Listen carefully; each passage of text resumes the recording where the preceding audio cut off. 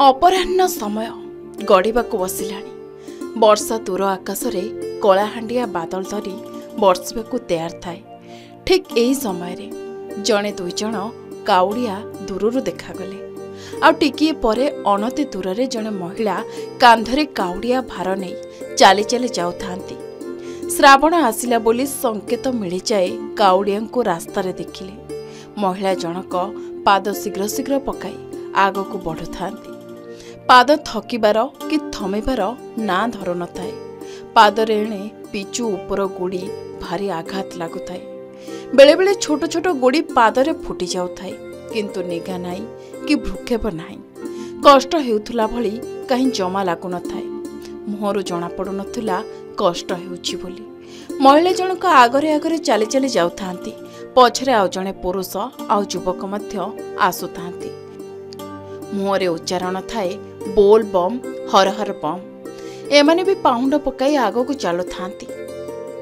आमे जाई तांको पाखरे पहुंची पचारिलु केउठु आसिले कुआडे जाउछंती बोली। एमाने समस्ते कहिले घर सेमानकर भुवनेश्वर पात्रपड़ा।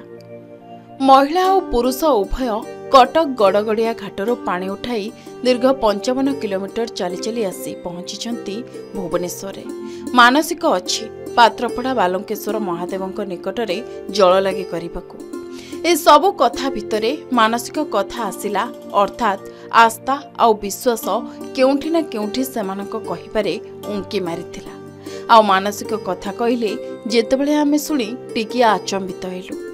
बापा माँ मानसिक करिसेंती पूरा पाठ पढ़ा पाई केमिति से बहुत भलरे 10म पास करिबो।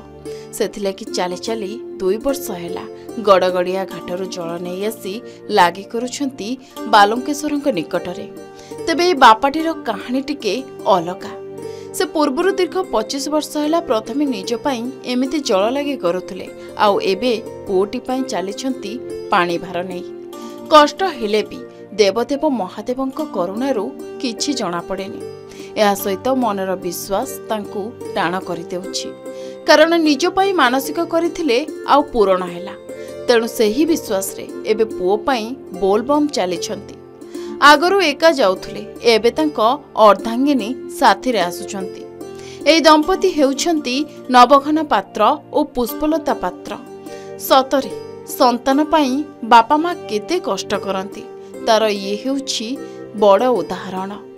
हेले बड़ हेले संतान बुझिब तो। भुवनेश्वर राजांक रिपोर्ट के न्यूज ओडिशा।